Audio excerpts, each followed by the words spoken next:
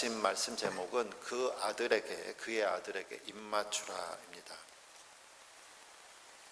이 나라들끼리 전쟁이 일어날 때, 또 아니면 사람과 사람들이 또 혹시나 싸우게 될 때요, 이제 손으로 무력으로 싸우게 될 일이 있을 때 무조건 또 싸움 시작하지 않죠.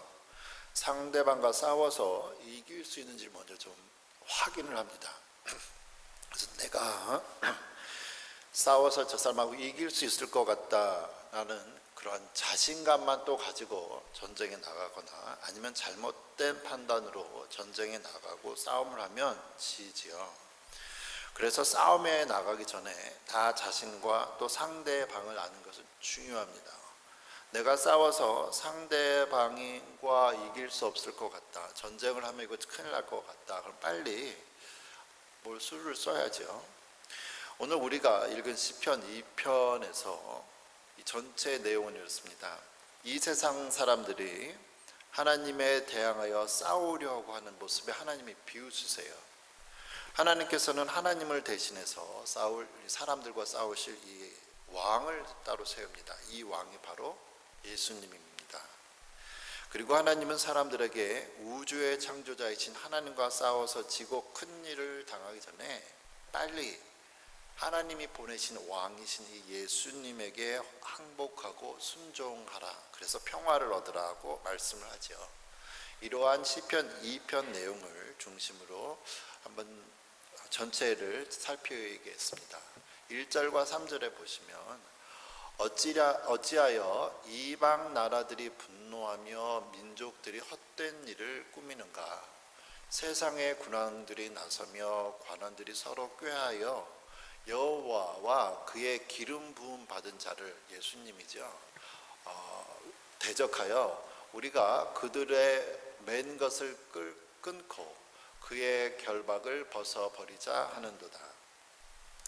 아무리 철없는 3살짜리 아이라고 해도요, 자기보다 훨씬 강한 대학생 이런 어른들한테 싸우자고 덤비지 않죠. 싸워봤자 질 게 뻔하니까요. 그런데 여기 시편 1절과 2절에 보면 이 땅의 모든 나라와 민족들이 하나님과 하나님께서 기름을 부은 사람, 곧 예수님에 대하여서 싸우자고 합니다. 싸우자고 반항하는 전쟁을 생각을 하고 있죠. 성경은 사람이 하나님에 대하여 싸우려는 계획이 이루어질 수 없기 때문에 1절 끝에다 보니까 이게 헛된 일로 보고 있습니다. 바로 이들은 하나님이 자신들을 아무것도 못하게 하려 하는 이런 노예로 본 거예요. 그래서 3절에 보니까 이 하나님이, 그리고 하나님의 아들이 우리를 결박 메운 것을, 묶은 것을 끊어버리자, 우리 좀 자유롭게 살자가 이 전쟁 선포의 이유입니다.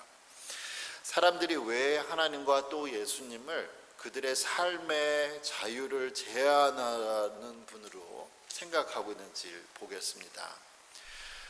하나님께서 사람들에게 규정들을 주셨죠. 이렇게 살아라, 그러면 너희가 장수하리라. 이렇게 살면 너네 큰일 난다. 이런 여러 가지 규정들을 줬단 말이죠.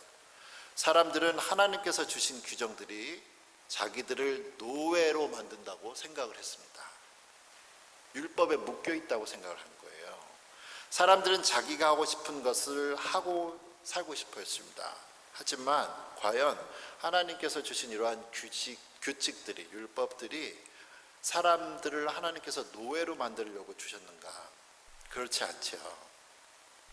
많은 국가와, 이 땅의 모든 국가와 사회, 학교, 가정과 그리고 사람 사이에도 규칙이라는 게 있죠.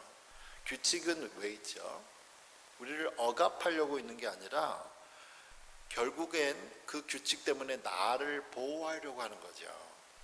이러한 규칙이 없으면 쉬운 것 같고 자유로울 것 같지만 여러 가지 생각지도 못한 일들이 있습니다. 예를 들어서 음주운전하지 마세요, 마약 먹고 운전하지 마세요 이랬는데, 그런 거 하고서 지키지 않고 운전하면 사고가 나죠. 그러면 자기도, 그리고 엉뚱한 사람들도 피해를 보게 됩니다. 하나님께서 주신 규칙이나 이 사회의 규칙은 나의 생명과 안전을 기본적으로 지키기 위해서 있는 거죠. 하지만 이러한 규칙들이 답답해 보이기도 합니다. 마치 어항에 갇혀있는 물고기가 불쌍하다고 물고기 꺼내놓으면, 물속에서 꺼내놓으면 죽지요. 물고기가 어항에서 나오는 순간 자유를 향한 독립이 아니라 죽음이었습니다. 이것을 깨닫지 못하고 사람들은 하나님의 법이 다스리는 나라에서 떠나고 싶어하고 하나님으로부터 독립해서 자기 나라를 독립된 나라를 원했다는 거예요. 하지만 하나님으로부터 독립은 불가능합니다. 그래서 1절에도 역시 헛된 꿈이다고 얘기하죠. 헛되다. 사람들이 이러한 헛된 계획을 보신 하나님의 반응이 4절과 6절에 있습니다. 하늘에 계신 이가 웃으시며 주께서 그들을 비웃으시리로다. 그때에 분을 바라며 진노하사 그들을 놀라게 하여 이르기를 내가 나의 왕을 내 거룩한 산 시온에 세웠다 하시리로다. 3살짜리 아이가 할아버지하고 친하다고 수염 잡아당기면 할아버지가 처음에는 웃을 수 있어요. 근데 자꾸 그러면 할아버지가 화나죠. 가만히 있지 않습니다. 할아버지가. 하나님께서는 사람들이 하나님으로부터 독립하고 자기들 마음대로 하겠다고 할 때 제일 처음에 헛웃음이 났대요. 하하 얘는 뭐하냐. 그런데 비웃으시죠. 너네 그러면 안 되는데 비웃으신다 이거예요. 그러나 사람들이 하나님께로부터 계속 벗어나고자 하자 분노하시는 게 이제 5절 아래로 나오죠. 각 나라마다 자기 나라가 얼마나 강력한 무기를 갖고 있는지 이제 무력 시위를 하죠. 자랑을 합니다. 그래야 다른 나라가 자기 나라를 함부로 건드리지 못하기 때문입니다. 그런데 사람들은 하나님께서 만드신 법들이 싫다고 해서 막 지금 독립전쟁한다 그러죠. 벗어나려고 하는 이 용감함이 어디에서 나타났을까요? 사람들은 어떻게 감히 하나님께로부터 벗어나서 내 마음대로 살고 싶다라는 생각을 할 수 있었을까요? 창세기 11장에 보면 사람들이 언어가 하나였을 때가 있습니다. 그때 사람들이 다 모여서 높은 탑을 쌓기 시작하죠. 하늘에 이르는 아주 높은 탑을 쌓고자 합니다. 그러면서 우리가 하나님께로 도착하겠다, 하나님처럼 되겠다, 하늘에 올라가겠다라는 말을 해요. 그것은 하나님에 대한 전쟁 선포였고 하나님이 들으셨습니다. 하나님의 진노로 사람들의 언어가 하나였던 게 여러 많은 언어가 되고 서로 알아들을 수 없고 서로 싸우고 공사는 포기되고 도망가게 되죠. 이게 바로 바벨탑 사건입니다. 바벨탑 사건. 사람이 하나님처럼 되고 싶어 했던 이 사건에 대해서 하나님의 공격이죠. 진노였습니다. 이처럼 사람들은 하나님의 모습이 보이지 않으니까 눈에 보이는 자기들의 기술이나 무기로 보이지 않는 하나님을 이길 수 있을 거라고 생각했습니다. 사람들은 사람의 눈에 보이지 않는 하나님이시니까 하나님으로부터 받는 율법들이 그들의 삶을 제한한다고 생각하고 하나님께 대항했죠. 하지만 그게 사람들의 큰 실수였습니다. 5절에서 하나님께서 말씀하시듯이 사람들의 눈에 보이지 않는 하나님께서는 사람들과 대항하여 싸울 사람들의 눈에 보이는 왕을 세우시죠. 바로 하나님의 아들이신 하나님이신 예수님입니다. 하나님의 아들이신 예수님은 이 땅에 사람의 모습으로 오신 하나님이죠. 하나님께서 이러한 왕을 예수님을 왕으로 세우시고 하신 말씀이 7절과 9절입니다. 내가 여호와의 명령을 전하노라. 여호와께서 내게 이르시되 너는 내 아들이라. 오늘 내가 너를 낳았도다. 내게 구하라. 내가 이방 나라를 내 유업으로 주리니 내 소유가 땅끝까지 이르리로다. 내가 철장으로 그들을 깨뜨리며 질그릇같이 부수리라 하시도다. 하나님께서 이 땅에 왕으로 오신 예수님에게 이 세상의 모든 능력과 권세를 주심으로 사람들을 다스리게 하셨습니다. 이제 사람들과 하나님 사이에 전쟁이 일어나게 됐는데 하나님과 싸우면 사람이 이길까요? 당연히 하나님이 이기죠. 사람은 철저하게 패배할 수밖에 없습니다. 지금 시편 읽었는데 7절과 9절에서도 하나님은 예수님께 주어진 이 강력한 능력과 힘이 이 세상의 나라와 민족이 보고 이제 참혹하게 지기 전에 빨리 항복하라고 다시 한번 10절, 11절, 12절에서 말씀하시죠. 그런즉 군왕들아 너희는 지혜를 얻으며 세상의 재판관들아 너희는 교훈을 받을지어다. 여호와를 경외함으로 섬기고 떨며 즐거워할지어다. 그의 아들에게 입맞추라. 그렇지 아니하면 진노하심으로 너희가 길에서 망하리니 그의 진노가 급하심이라. 여호와께 피하는 모든 사람은 다 복이 있도다.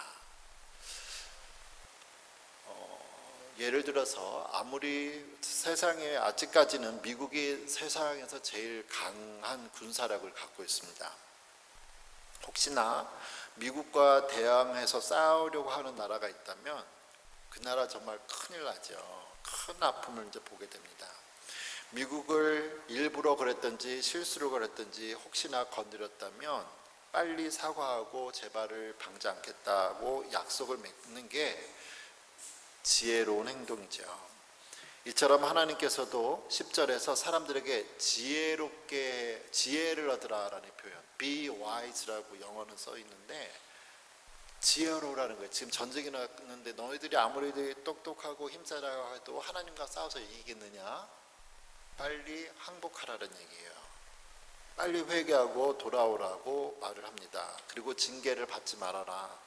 그리고 하나님 안에서 기쁨과 자유함을 누리라고 말씀하시죠. 그걸 다시 한번 12절에 보시면 그의 아들에게 입맞추라라는 표현이 모든 것을 말을 하고 있습니다. 그의 아들은 예수님이라고 했죠. 기름 부음 받으신 왕 예수님께 입맞추라라는 거예요. 입맞추라. 오늘 설교 제목이 그의 아들에게 입맞추라입니다. 각 나라와 민족마다 이제 인사하는 방법이 여러 방법이 있죠. 그 중에 하나가 이제 또 악수를 또 우리는 익숙한데 악수를 해요. 어떤 나라는 볼을 맞대기도 하고 키스도 하고 하는데 이 성경이 지어진 이 이스라엘 나라 사람들의 문화에서는 서로가 입 맞추는 게 키스가 인사법입니다. 누가복음 15장에 보면 아버지를 떠나 고생하다가 돌아온 탕자의 모습이 있죠. 아들이 돌아올 때 이래요. 지금부터는 아버지의 아들이라 일컬음을 감당하지 못하겠나이다. 회개하면서 나를 품꾼의 하나로 보소서 하리라 하고 이제 집에 돌아와서 이에 일어나서 아버지께로 돌아가니라. 아직도 거리가 먼데 아버지가 그를 보고 측은히 여겨 달려와 목을 안고 아버지가 먼저 입을 맞춰줬죠. 입 맞춰준 거예요. 다 용서했다라는 표현입니다. 여기서 아버지는 하나님을 또 아들은 하나님을 떠난 탕자 이 세상을 의미하죠. 아들이 회개하는 모습이 아버지께서 먼저 입을 맞춰주셨어요. 아버지가 먼저 용서해 주셨어요. 오늘 성경 본문에서는 그의 아들에게 입 맞추라라는 이 이야기는 두 가지 의미가 있습니다. 전쟁에서 진 사람이 항복의 의미로 전쟁에 승리한 장군에게 그 나라의 왕에게 입을 맞추는 거예요. 난 이제 졌습니다. surrender죠. 졌습니다. 하나는 이제 전쟁에 이긴 장군이 항복한 장군에게 평화를 약속하는 의미가 있습니다. 그래서 12절 마지막에 이 세상이 예수님에 대항하여 전쟁을 일으켰을 때 이 세상에 계속 남아있는 것이 아니라 예수님께 항복하는 사람은 복이 있다고 말을 하죠. 기독교 이제 탤런트이신 김혜자 권사님이 한 간증 한번 들어본 적이 있습니다. 이분이 아마 전도 집회 하신 것 같은데요. 이런 얘기를 하세요. 하나님께서는 우리에게 자유를 주셨습니다. 하지만 하나님은 우리가 하는 것을 다 보고 계세요. 여러분, 하나님은 우리가 하는 것을 다 보시고 계시고 또 다 아시지만 모른 척 하시고 기다리시는 거예요. 부모들도 아이들이 잘못한 거 알고도 모른 척 하잖아요. 하지만 부모가 모르는 건 아니지요. 부모도 자녀들이 잘못하는 것을 모른 척 한다고 해도 자녀가 너무 정도가 심하게 나가면 부모가 혼을 내죠. 그러니까 마음대로 사세요. 하지만 너무 많이 하나님을 마음을 아프게 하지 마시고 빨리 하나님 앞으로 돌아오세요 라는 간증을 들어본 적이 있습니다. 사랑하는 성도 여러분, 우리는 하나님께서 원하시는 삶과 내가 원하는 삶 속에서 날마다 갈등합니다. 우리가 행복한 삶을 살 수 있는 길은 많은 사람들이 가는 쉽고 넓은 길이 아니라 하나님과 함께 동행하는 좁은 길을 걷는 거지요. 왕이신 예수님 앞에 날마다 나와서 항복하는 것이 우리가 행복해지는 길입니다. 그게 복된 일입니다. 우리가 날마다 내 마음대로 사는 것이 아니라 하나님께 그리고 예수님께 입맞춤으로 예수님께 항복함으로 교제하는 가운데 하늘의 기쁨과 평안을 느끼는 복된 삶 되시기를 축원합니다. 아멘. 기도하겠습니다.